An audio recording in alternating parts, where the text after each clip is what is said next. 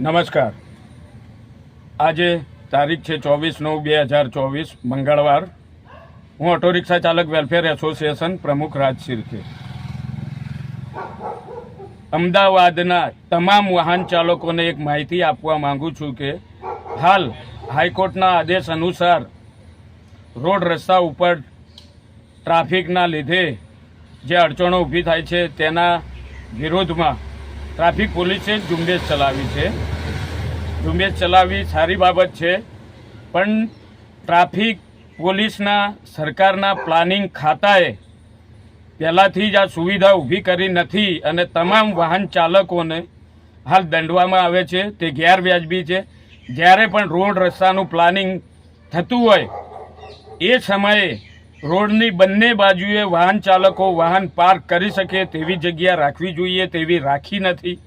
અને હાલ હાઈકોર્ટના આદેશ અનુસાર જે ટ્રાફિક પોલીસ અન્યાય કરી રહી છે વાહન ચાલકો સાથે, તેમાં એવું કરી રહી છે કે ટ્રાફિક પોલીસ અડચણરૂપ વાહન ના હોય રોડ ઉપર તેવાને પણ પાછળથી જઈને ચૂપચાપ ફોટો પાડી લે છે અને એનો મોકલાવે છે.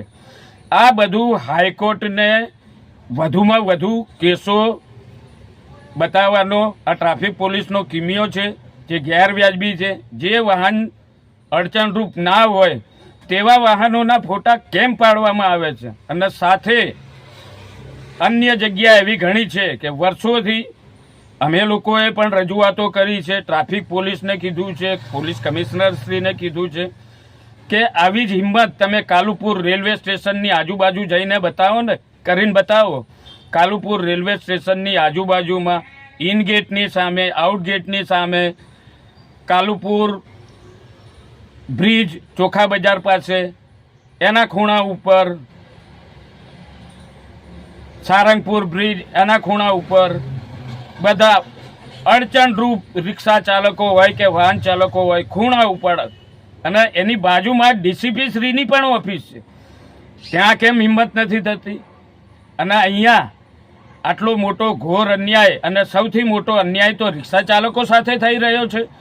સૌથી મોટા સાથીદાર પોલીસના રિક્ષા ચાલક હોય છે. એમને પંચનામામાં જ્યારે ટ્રાફિક પોલીસને કે પોલીસને સહી કરવાની હોય છે ને, ત્યારે રિક્ષા ચાલકોની સહી લેવામાં આવે છે.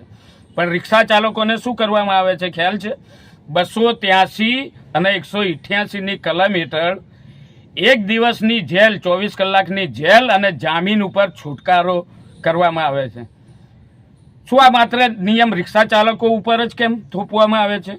અન્ય વાહન ચાલક છે, 2 વ્હીલર છે, 4 વ્હીલર છે, એના એક બી કેસ તમે બતાવો કે એમની ઉપર પણ તમે આ 283, 188 લગાવીને 24 કલાકની જેલ કરી હોય અને એમને જામીન ઉપર એમનો છુટકારો થયો હોય. કર્યું છે આવું? તો માત્ર ગરીબ, વંચિત, અસંગઠિત રિક્ષા ચાલકો ઉપર જ કેમ આવું વર્તન કરવામાં આવે છે? તેની ઉપર પણ ટ્રાફિક પોલીસે, પોલીસ કમિશનરશ્રીએ અને સરકારશ્રીએ વિચારવા જેવું છે. જો રિક્ષા ચાલકને એવો કોઈ મોટો ગુનો કર્યો હોય કે કંઈ બી ગુનો કર્યો હોય તો સ્થળ ઉપર દંડ લો, પણ 283 ને 188ની કલમ હેઠળ તમે જાહેરનામાની ભંગની કલમ હેઠળ 283, 288ની કલમ હેઠળ તમે એને 24 કલાકની જેલ ના ભોગવવા દો. એને જામીન ઉપર છુટકારો મેળવવા માટે કેટલી તકલીફો પડે છે, એનો ધંધો રોજગાર બગડે છે. એનું પણ ખાસ સરકાર અને સરકારી તંત્ર ધ્યાન આપે અને ખોટા કેસો બતાવવા માટે રોડ રસ્તા ઉપર નીકળીને ફોટાઓ ચૂપચાપ પાડીને, અડચણરૂપ ના હોય તેવા વાહનોના ફોટા પાડીને જે સમગ્ર વાહન ચાલકો સાથે અન્યાય કરવામાં આવે છે, તેના માટે પણ પબ્લિકે જાગૃત થવાની ખાસ જરૂર છે. આ બધા ઢગલાબંધ મેમાં હાઈકોર્ટના જજશ્રીને કામગીરી બતાવવા માટે બનાવવામાં આવે છે. જય હિન્દ, જય ભારત.